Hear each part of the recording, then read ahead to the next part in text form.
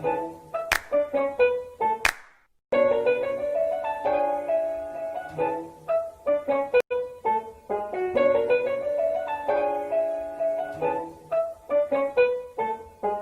to Democracy Revealed. I'm Michael Wyatt Tucker. Leading off the episode will be a discussion of the ongoing COVID-19 relief bill negotiations. Though desperately needed, the whole process is problematic, and I'll get into why. In the second segment, we will discuss more Joe Biden transition news, including the leaked conference call between Joe Biden, Kamala Harris, and a group of mostly black civil rights organization leaders. In the final segment, I want to talk to you about an opportunity that only comes around once every 2 years that progressives could use to move the ball forward on Medicare for All and other important progressive legislation. Let's get started. As of this recording, that single COVID-19 relief bill I discussed last week has been split into two different bills by that bipartisan group of senators and House members. One bill contains the majority of the components of the one I discussed last week, with payment protection plan money, a short 1-month extension of the eviction moratorium, some renters assistance, increased funding for education and SNAP programs, vaccine development and distribution money, and coronavirus testing and contact trace money. The second bill includes the items of most dispute from the original larger bill. It contains the immunity shield, as it's called, that would protect businesses from civil liability caused by COVID-19 related death or injury of their employees. And it contains the financial assistance to states and localities that was unfortunately for everybody turned into a partisan issue. This policy was portrayed by some conservatives as a bailout for blue states when it is in fact a help that all states need because of the economic hardship caused by the pandemic. Yes, states are not completely equal in their need for assistance. But I point out that in general, the so-called red states are generally the states that net the most money distributed from the federal government programs, Even if one accepts the framework that blue states would get more money in this particular situation, what's the big deal? We're all Americans, and we should all be in this together. And as it turns out, the way the money is distributed in that second small bill isn't even based on any sort of state budget need criteria. Here's how it would work. Each state would get a minimum of $500 million, which, as you will see, is a boon for the smaller, less populated states. And the rest is divvied up using a formula based on state population. Governors would be required to distribute at least 40% of the money their state received in a proportional fashion within their state to various localities like counties. Also, because Republicans hate pensions, those things we give to some of the most important workers in our society, like teachers and firefighters and cops. Anyway, those pensions cannot get any of the money from this bill. So, that's take it for what you will. Now, one thing I didn't mention before about the total cost of these bills is that the listed price of $900 billion isn't accurate. A bunch of the money from the CARES Act, which was previously passed, like $500 billion, is still sitting there because it wasn't used. These new bills only have about $200 billion in new expenditures, a pittance for any national relief or stimulus bill. A lot of the money is left over, as I said, from the CARES Act. Bernie Sanders, for one, pointed this out and blasted the Democratic leadership for their miserable negotiation, which started at $3.4 trillion and came down to this very tiny number. Despite the big talk the members of this bipartisan group are making, what chance do either of these bills have? The bill without the so-called controversial policies in it faces at least two obstacles that I can see. First, it isn't clear Senate Majority Leader Mitch McConnell will let any relief bill without an immunity shield come up for a vote. I know how crazy it seems, but Republican leadership, and McConnell specifically, are very comfortable playing chicken with the well-being of the American people. On a related note, Congresswoman Katie Porter went on Twitter about a week ago and pointed the finger of blame directly at Senator Mitch McConnell, stating that he was indeed blocking any bill that didn't have the liability shield. So that's one problem. It isn't clear that the bipartisan group got the okay from him to try to split out these contentious issues. Nor is it clear if Republicans are willing to or capable of pressuring McConnell to do anything he doesn't want to do. The second problem is that many Democrats are unhappy that there is no direct stimulus to all Americans in these bills. I think they may fear what I do, that if these bills pass, there will be no more proverbial bites at the apple. Republicans will use this bill as the way they used the last relief bill as a reason not to do anything more in the new year, especially with the vaccinations beginning to start. Right now, both sides seem to recognize that something needs to be done. Businesses small and large who have an outsized amount of leverage with lawmakers are putting pressure on them to get things done. State governments, red and blue, are sending signals to their federal counterparts that they need money just to do the critical things like continuing testing and also execute the necessary vaccine distribution over the next few months. Those issues are addressed in the non-controversial bill, the one the bipartisan group is trying their best to guide through this legislative gauntlet. Direct assistance for all Americans is very popular with, us, the American people. And Republican Congressman Josh Hawley of Missouri, along with independent progressive Bernie Sanders, are attempting to amend whatever bills are introduced with a direct assistance payment. And Democrats may be willing to stick their necks out and go along with that. Maybe even some Republicans. These potential amendments were announced before this two-bill approach was revealed. It isn't clear how that might affect the amendment strategy. The bottom line is, direct assistance may be insisted upon by some, amended to the bills, but then become a poison pill to others, likely in the Senate. Now, in late-breaking news, right as I was about to record this, the unofficial word coming out of Washington is that a small direct payment for all Americans may get added to what's called the budget omnibus bill that has to pass before the end of the year in order to avoid a government shutdown. As a result of Senator Sanders and Hawley's efforts, it may not be the $1,200 that those two senators were demanding publicly, but the odds of something being delivered have gone up. Now, if this is added to that omnibus bill, it's separate from those relief bills, which may or may not end up getting passed by the end of the year. So, it looks like we have some good news to end this segment. I hope this reporting bears out and we do indeed see some stimulus payments passed through some kind of bill before the end of the year. Well, that's it for this segment, and we'll be right back after these messages.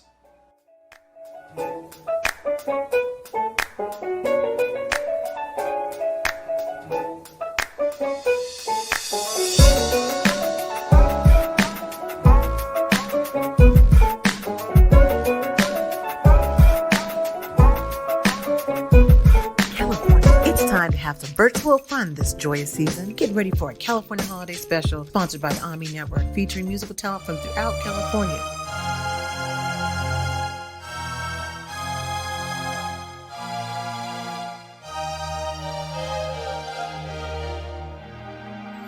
Oh Lord our God, when I in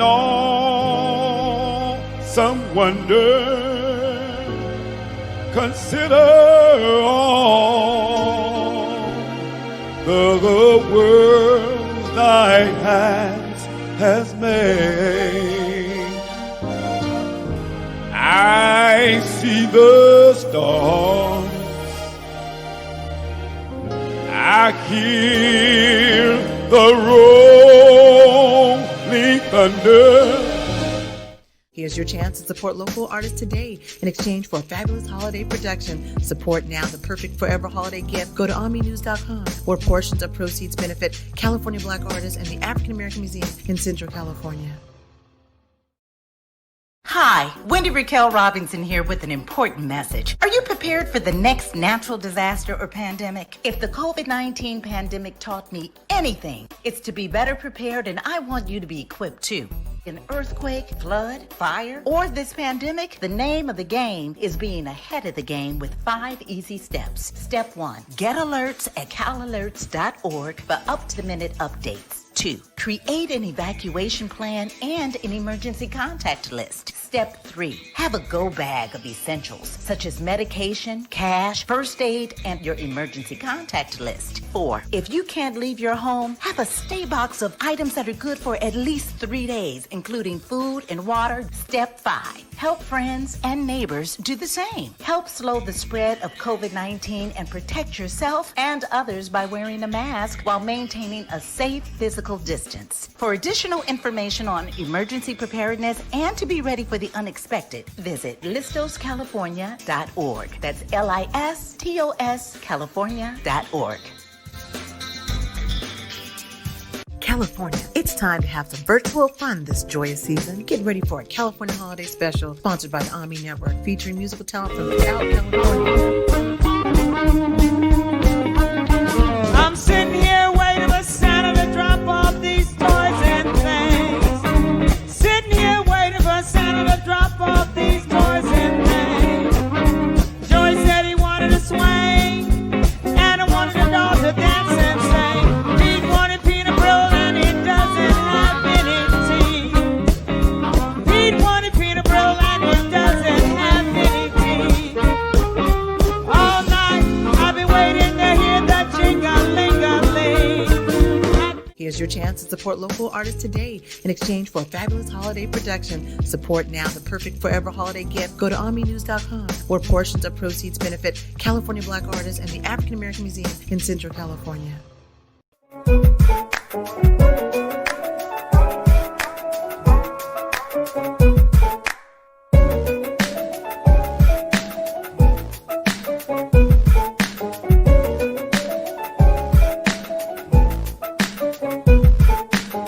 Welcome back.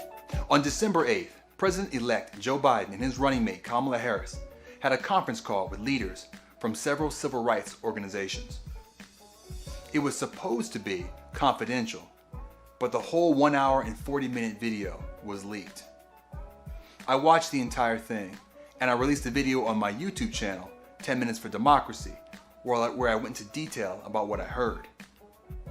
I didn't want to do all that here, but I did want to take a few minutes to give you some quick insights about what I saw. First, the part that made all the news, which was how Biden talked to the civil rights leaders. Well, he snapped at them a bit. He lectured them, and in a very condescending way, like he knows better. And he can get an attitude sometimes, like he has a chip on his shoulder, whenever people suggest he hasn't been great on some issue or isn't doing great things. But after these antics, he turns around and puts on the old man charm and self-effacing shtick you're probably also familiar with to kind of soften things up with them. That he spoke this way is still a little surprising to me, considering the very friendly and supportive audience he was speaking to. But it wasn't really out of character from what we've seen from Joe Biden, when he's in any way challenged or even gently rebuked, be it by reporters, voters at a town hall, or apparently even civil rights leaders. I was familiar with most of the civil rights leaders present, most of whom were black. They included the president of the Urban League, Mark Morial, the NAACP president, Derek Johnson, the head of the NAACP Legal Defense Fund, Sherilyn Ifill, but also Vanita Gupta, Kristen Clark, Melanie Campbell, and Al Sharpton. Also present was somebody Joe Biden emphasized was going to be a very close advisor to him, one Cedric Richmond. He's that congressman from Louisiana who has taken a lot of money from polluters over time and has a district with a lot of pollution in it and high cancer rates. I've mentioned him in previous videos. That guy. His official post is as some sort of liaison, I believe, to climate organizations. But anyway, I liked a lot of what I heard from the various civil rights leaders. They all did at least a little bit of, butt kissing and, oh, I'm so happy you won, it meant so much to me, that type of stuff. But most did also, at the very least, talk about how Joe Biden needs to remember all of this talk of racial justice and racial equity now that he's made it into office, the highest office. One of them even held up a printout of a plan from his website and made the point of saying that the people Biden appoints need to heed what the campaign has already laid out. Some of the leaders tried to offer Biden good advice, although Biden didn't take well to any suggestion that he was doing anything wrong. Several leaders mentioned the importance of an attorney general with civil rights experience. Biden reassured them that they would like his pick, and his pick would have civil rights experience. The civil rights leaders also had a lot of good ideas. However, regarding those ideas that weren't already part of the Biden campaign platform, Joe offered mostly vague excuses and protestations about how much he had already done. Biden did that thing where he simultaneously louds how well he works well with Republicans, but then also bemoans all the stuff he won't be able to do because of them. Which one is it, Joe? There was even a brief rant about progressives wanting him to do unconstitutional executive orders that he won't do. I've not heard of any such thing, and certainly nothing like that was suggested during the conference call. There was only one specific suggestion of him using executive power to track police misconduct and even police killings. That's certainly a lot less controversial than DACA, which Biden has expressly supported. Anyway, you can watch for yourself the full video on the website of that online news organization, The Intercept. Or you can check out my somewhat more in-depth video about it on YouTube at, as I mentioned before, 10 Minutes for Democracy. Now in other news, President-elect Biden has announced that he plans to nominate General Lloyd Austin for Secretary of Defense. It has been touted as groundbreaking because General Austin would be the first black man to hold the post. As a former member of the military himself, who has not been out of uniform for the legally required 7 years, he must be granted a waiver by congressional vote to assume the civilian post. This law exists because one of the core tenets of our society is civilian control over the military. We elect the person that becomes the commander-in-chief for a reason. One pet peeve I have is when politicians suggest deferring to the generals on matters that are clearly ones of policy, rather than tactics or strategy, like whether we should be in a conflict at all. That's for the American people to decide and their representatives, not the military. So, when President Trump nominated General Jim Mad Dog Mattis to be Secretary of Defense, California's own Congressman Ro Khanna voted against granting Mattis that necessary waiver. Ro Khanna said that, on principle, he did not think a general should be appointed to that civilian military leadership role.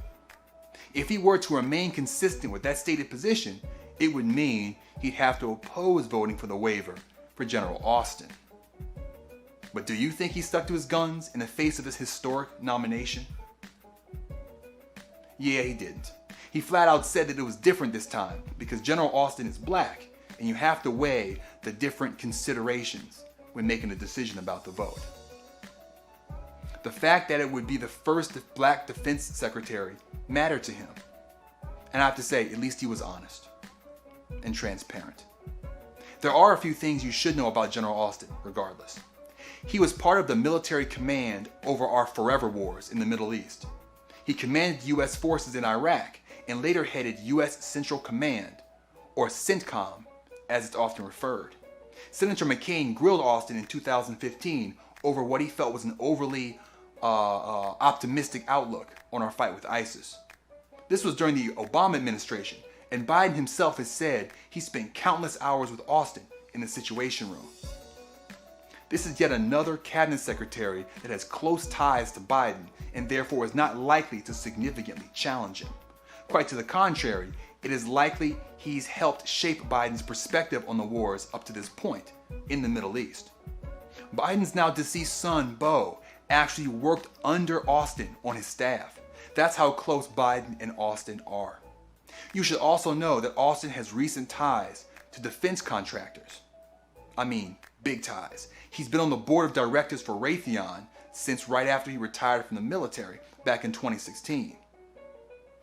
That's a cozy little position to get offered right after leaving the government.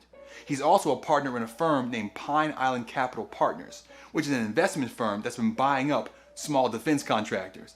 And he's on the board of directors of a steel company named Nucor that supplies steel to numerous defense contractors. Now, I'm sure he'll do whatever recusals and divestitures are legally required of him for this new role as defense secretary.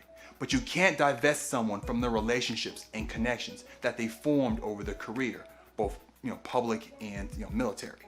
Why do you think all of those doors swung open for him the moment he retired from the military? This is the revolving door of what they call the swamp. People that leave public office often return to it, and even if they don't, they maintain the connections to those that are still serving. Corporations know this, and that's why for generals and Congress people alike, there are often big private sector opportunities waiting for them when they retire. Well, that's it for this segment. We'll be right back after these messages.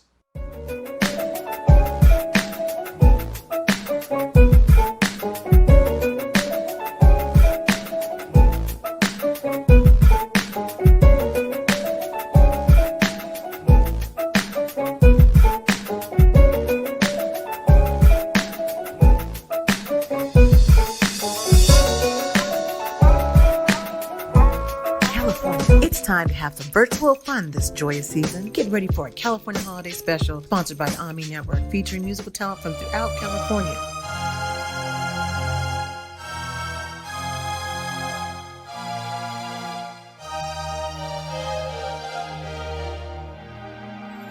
Oh Lord our God, when I in awesome wonder consider all the worlds thy hands has made, I see the stars, I hear the rolling thunder. Here's your chance to support local artists today in exchange for a fabulous holiday production. Support now the perfect forever holiday gift. Go to omninews.com, where portions of proceeds benefit California Black artists and the African American Museum in Central California. Hi, Wendy Raquel Robinson here with an important message. Are you prepared for the next natural disaster or pandemic? If the COVID-19 pandemic taught me anything, it's to be better prepared, and I want you to be equipped too. An earthquake, flood, fire, or this pandemic, the name of the game is being ahead of the game with 5 easy steps. Step 1, get alerts at calalerts.org for up-to-the-minute updates. 2, create an evacuation plan and an emergency contact list. Step 3, have a go bag of essentials such as medication, cash, first aid, and your emergency contact list. 4, if you can't leave your home, have a stay box of items that are good for at least 3 days, including food and water. Step 5, help friends and neighbors do the same. Help slow the spread of COVID-19 and protect yourself and others by wearing a mask while maintaining a safe physical distance. For additional information on emergency preparedness and to be ready for the unexpected, visit listoscalifornia.org. That's LISTOS California.org. California, it's time to have some virtual fun this joyous season. Get ready for a California holiday special sponsored by the Omni Network, featuring musical talent from throughout California. I'm sitting here waiting for Santa to drop off these toys and things. Sitting here waiting for Santa to drop off these toys and things. Joey said he wanted to swing, and I wanted the dog to dance and sing. Pete wanted peanut brittle, and he doesn't have any teeth. Pete wanted peanut brittle, and he doesn't have any teeth. All night I've been waiting to hear the jingle-ling-a-ling. Here's your chance to support local artists today in exchange for a fabulous holiday production. Support now the perfect forever holiday gift. Go to omninews.com, where portions of proceeds benefit California Black artists and the African American Museum in Central California.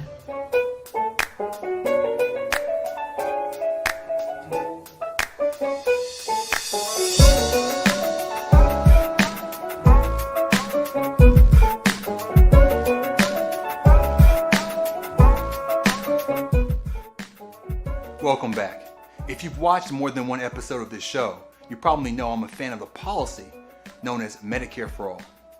Single-payer healthcare systems are pretty standard for the rich countries of the world. And it is a pretty popular policy in this country now, polling decently even among Republicans. Having said that, it is not nearly as popular among lawmakers, especially the ones with insurance industry and pharma cash falling out of their pockets. Even among Democrats, it is a divisive issue. So what can we do? Well, when something is popular with the people, ideally you want to put politicians on the record. That way, they either have to cave or they are exposed and made vulnerable to losing their next election. And that's what YouTube entertainer Jimmy Dore of the self-titled Jimmy Dore Show suggested that supporters of Medicare for All do. At the beginning of the next session of Congress, there will be a vote on who the next Speaker of the House is. Everybody expects that to be Nancy Pelosi, of course, because the Democrats have a slim advantage in the numbers in the House. What Jimmy Dore suggests is that a group of progressives, he is focused on members like the Squad and new members like Cori Bush, but it can be anybody, in favor of single payer, go to Nancy Pelosi and demand a vote for Medicare for All in exchange for their votes. Conservative members of the Democratic Party, the so-called Blue Dogs, have played hardball like this before with the Speaker. Why can't progressives? As Martin Luther King Jr. once said, power concedes nothing without a demand. Pelosi would be a fool to call their bluff. Now, Dore tweeted this at AOC, one of the kind of supposed progressive leaders in Congress, but she didn't respond. I think he has a bad reputation. However, the idea got picked up by others, including pro football player Justin Jackson, who also reached out to her, and she responded to him. Unfortunately, she did not like the idea, but her explanation wasn't particularly convincing. She pointed out that the vote will fail. It doesn't have the votes. I think that is probably true, but we are in a pandemic, and it does poll quite well, so I wouldn't be quite sure.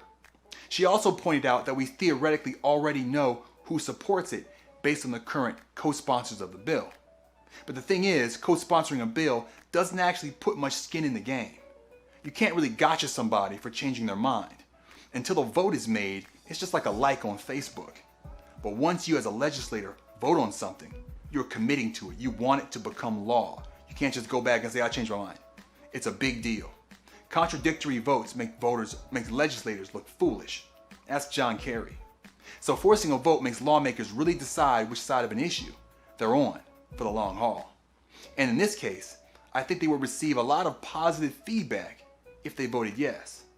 You know, sometimes people need a little push. Now, this action would be escalation.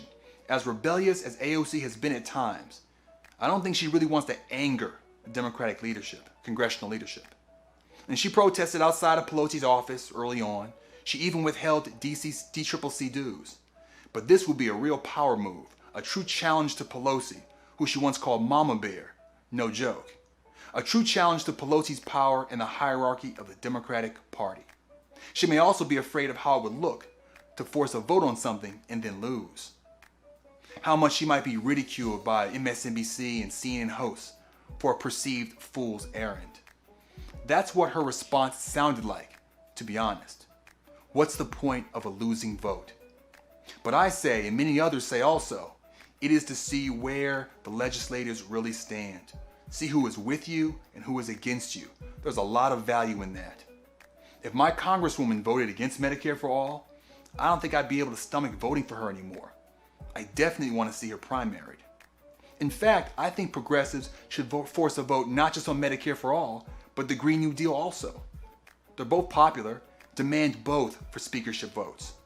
Now, I understand the position of AOC and other elected congressional progressives, though.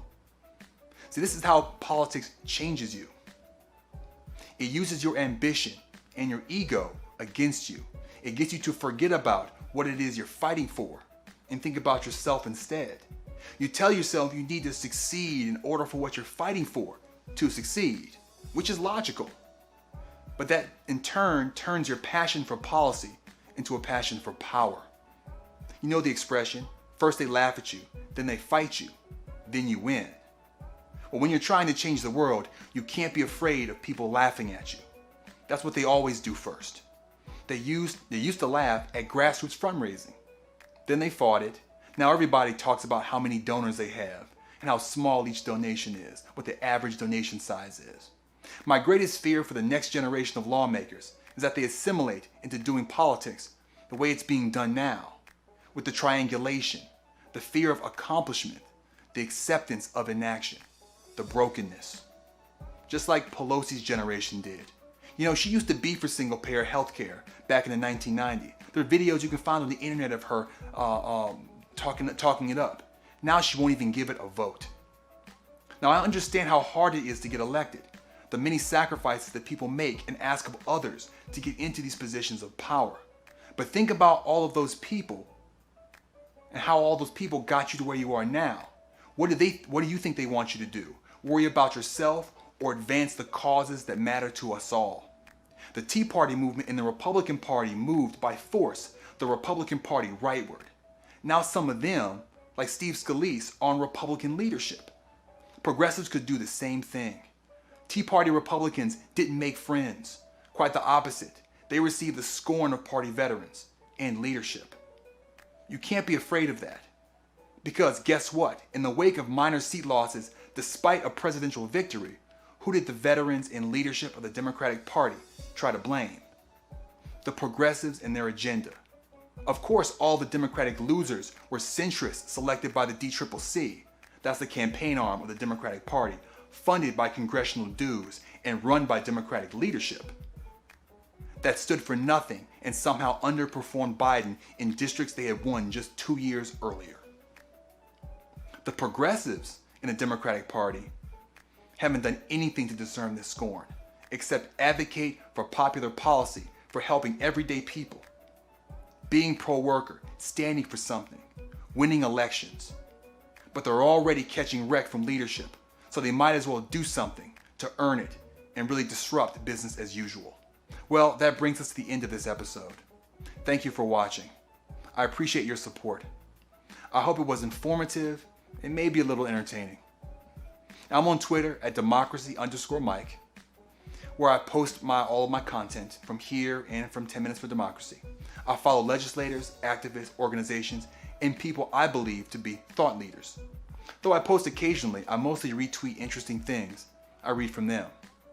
As I mentioned earlier, I have a YouTube channel, 10 Minutes for Democracy, where I post video essays on trending subjects. I try to make each interesting and succinct. That's where the On Me Network found me, and I hope you'll check it out. Anyway, once again, thanks for watching, and have a good evening.